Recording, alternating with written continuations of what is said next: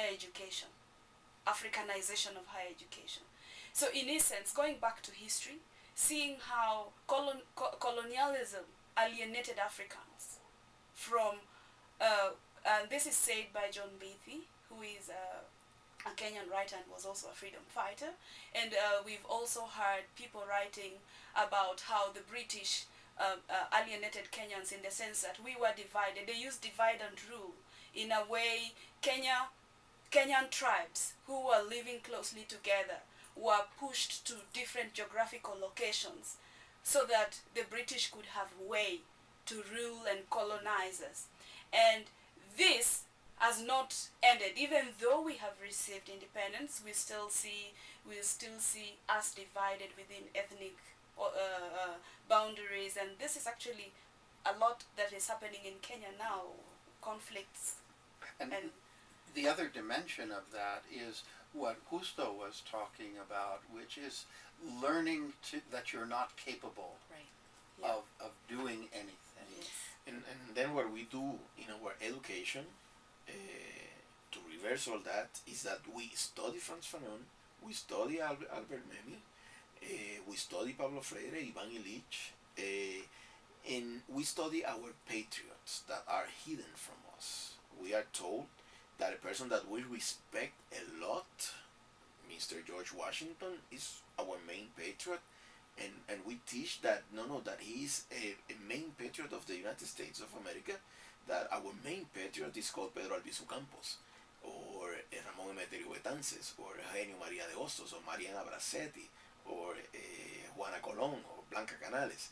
And we meet in circles. We don't have classrooms. We meet in circles composed of students, youth, and adults. We do project-based learning.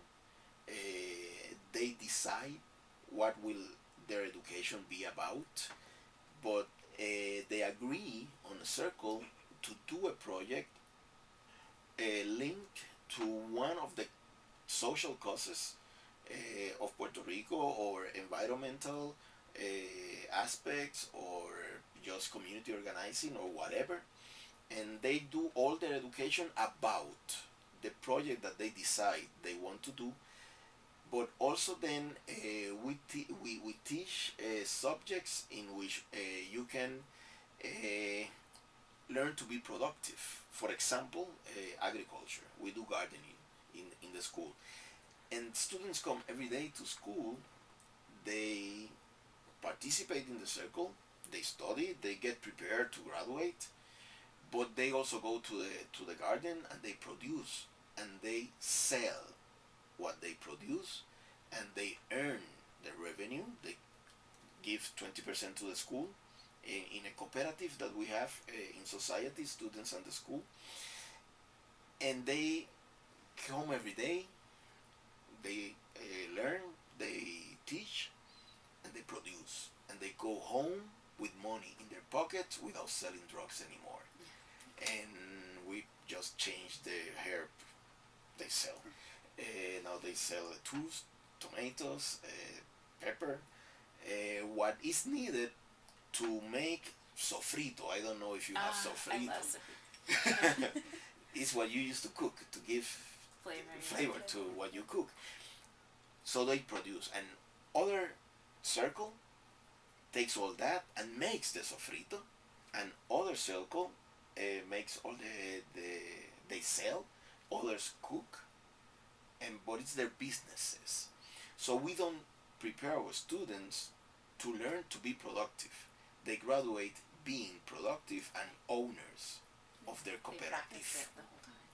And they learn, as Sabrina was saying, that they are absolutely good enough to sustain themselves and the community, and that's our liberation process. Exactly. Sabrina, you live and work in the belly of the whale.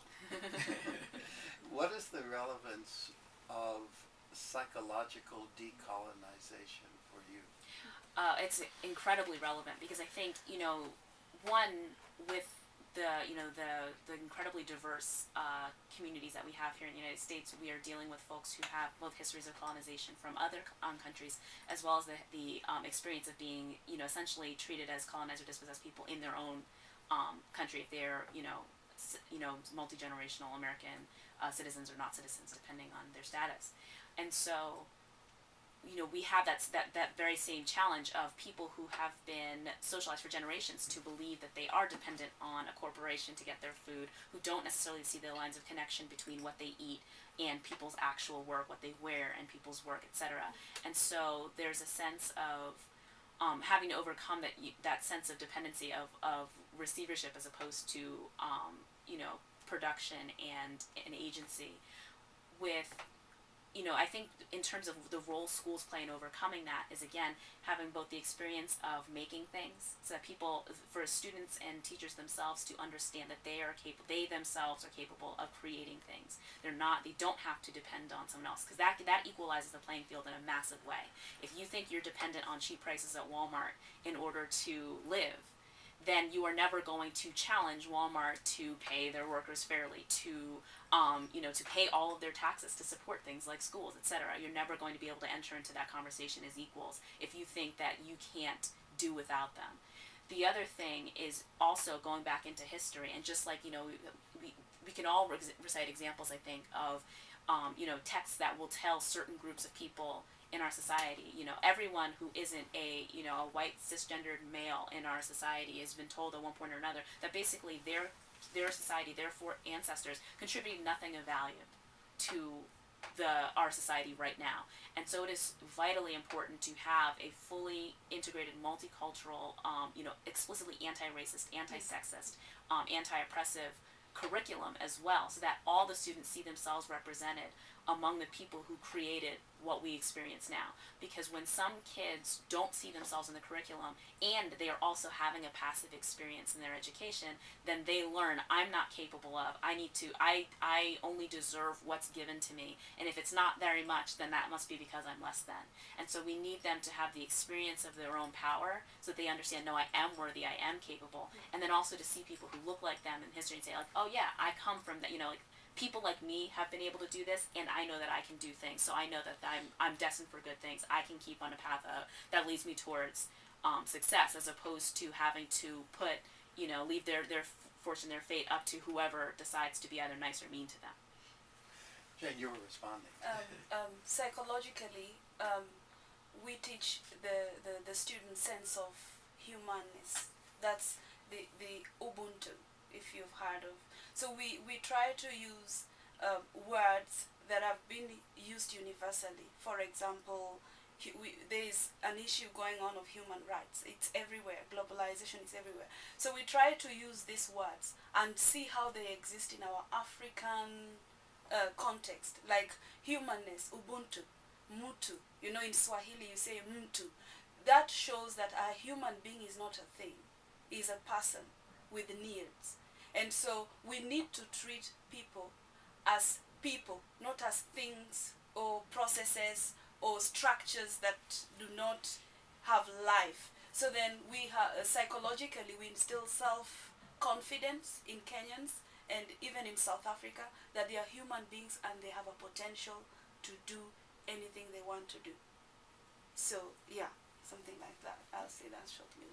Sense of worth. Yeah. How does